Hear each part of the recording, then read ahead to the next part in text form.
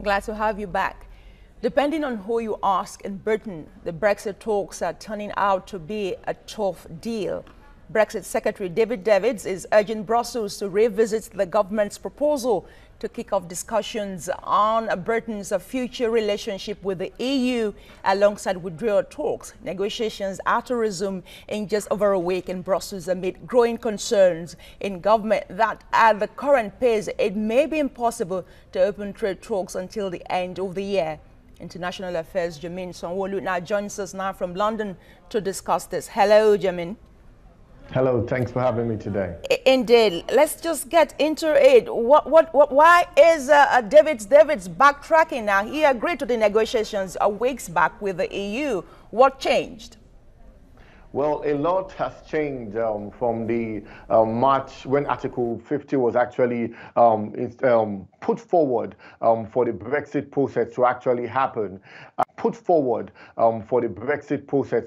happen. And they actually plan to have this negotiation in two phases. The first stage, which is going to focus on financial settlements, is going to focus on citizens' rights, and is also going to focus on the Irish border. And the second stage is going to be on trade relations and trade agreements. And what Dave Davis, the Brexit Secretary in the United Kingdom, is actually saying right now is that these two processes are inextricably linked, in his own words. So he said you cannot have one without the other. So he's saying that right now he believes that we should avoid having two discussions, that everything should be harmonized and synergized so that we know what we're negotiating from the beginning, knowing that trade is a very, very important part of this whole matrix of the Brexit. Okay, if you want to stay with that, also another knotty issue that I think Davis was also referring to has to do with the Northern Ireland, talking about the border control and what will be the future relationship. What do you envisage?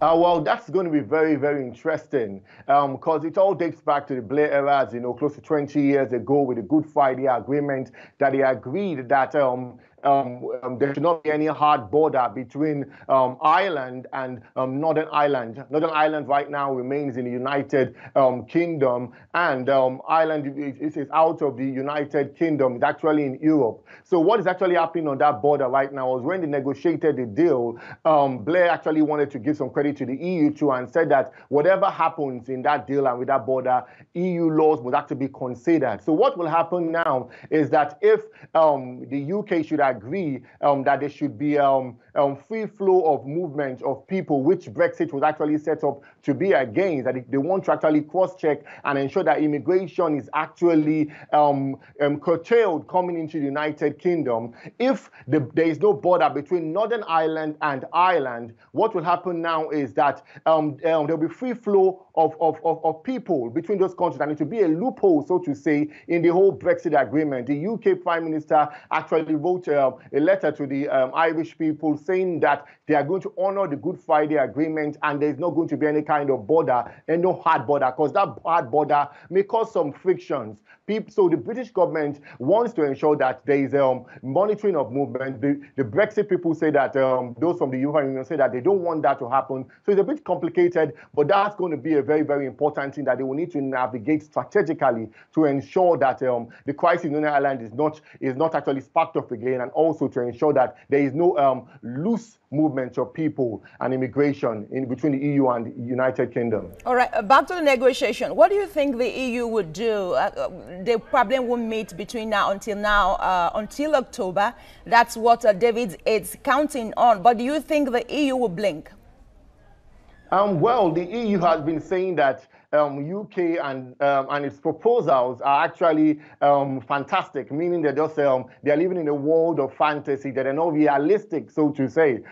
They are trying to, so to say, kind of cause like a delay in the whole process of things because they want to have their own way. They are very, very tough negotiators. We know that Davis is going to be going back next week to negotiate with them. He has released 5 papers which range from topics such as the goods and services to things when it comes to trade restrictions, also has to do with the jurisdiction of the European Court of Justice. He has released those 5 papers today to try and put forward their own ideology and idea to the EU to let them know this is what we are thinking about, and so that you guys can be ready when we are negotiating. So some people actually want this Brexit process to actually move forward, and some don't actually want it to move forward. Former Shadow Secretary, the Nigerian Heritage, Chuko Muna, actually said that he's not against the idea of a second referendum because he feels that the British public were not actually given enough information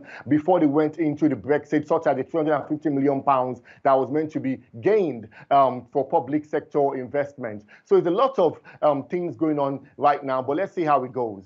Okay, we'll leave it there, but I probably want your opinion. If you go for a second referendum, how would you vote?